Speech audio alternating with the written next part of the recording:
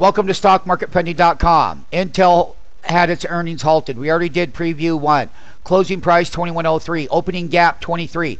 That's going to gap up the tech sector tomorrow. That's going to gap up stocks just because they beat the quarter. However, its previous history is that depending on where your entry is, you can sometimes get a 5% move out of those earnings. Once again, the quarter was a record blowout, and that means that, as we said, that a lot of these people like Intel, it's a great quarter up until now, but what are you going to do when around the world stops spending? That's something that you would look forward to. So if you own Intel and you were underwater and buried, I would take the time to let it run up and sell into that news.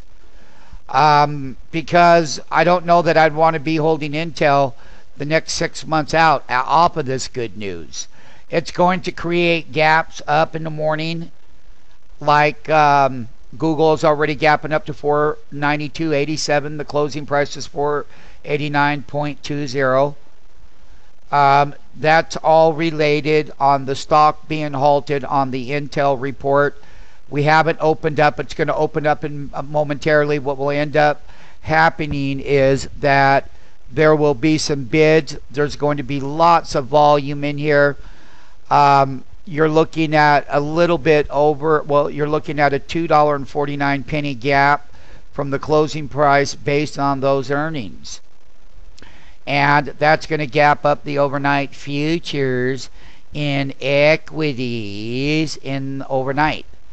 And it's going to probably give the world something to think about. But remember, as we have said, that the earnings were going to be good, and that a lot of earnings will be good in their last peaking cycle. We think that the July Q3 2010 earnings will hit what we call a cycle peak.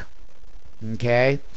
And once again, one of the things that we might end up doing, depending on where that top side is shorting the name down for 50, 60 cents off of that high.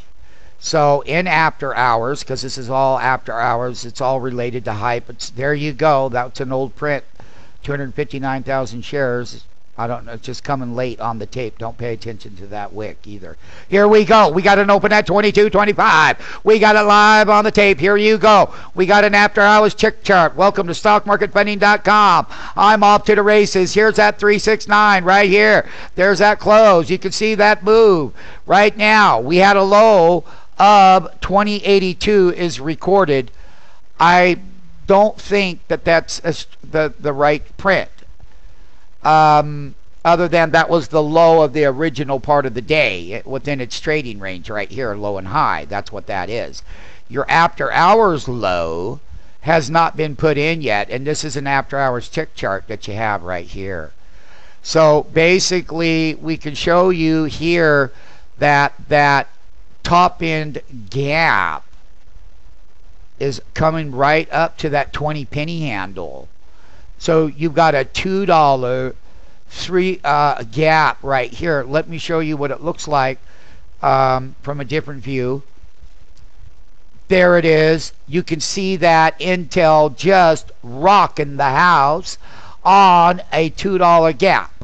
After trading Intel for God knows how long, is that it does have a pattern. And basically, by understanding what after hours is about, is 22, let's take a look.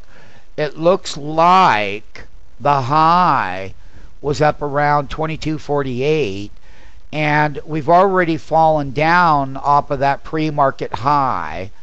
And so therefore, if you were going to short that gap, you'd be coming out of it, or you'd be setting your stop loss here because you've already got a 45 penny gain.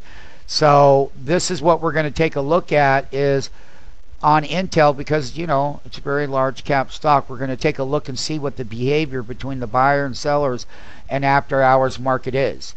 It's going to create, like I said, mini bullish gaps on equities. There's going to be a little bit more talk. They blew the quarter out.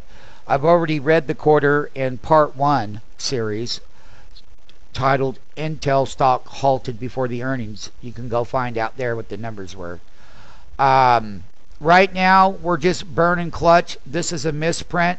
I'll be back in a minute. Once again, is that our way of doing things is that you hit the high right here.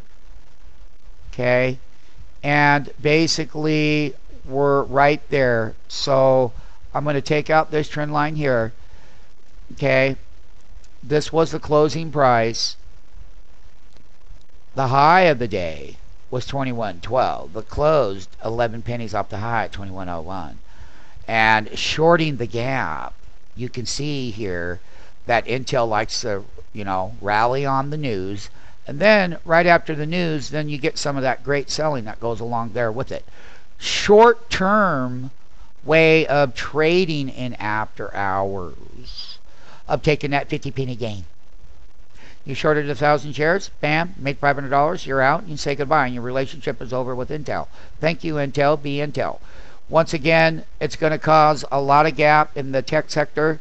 We're going to view that on the Intel news as buy the rumor, sell into the strength. Rather, that's tomorrow morning on another short, just like you see here, or rather, whenever that day comes, when Intel wants to put a top in and pull back like it always does, is that the numbers were great and they've executed well.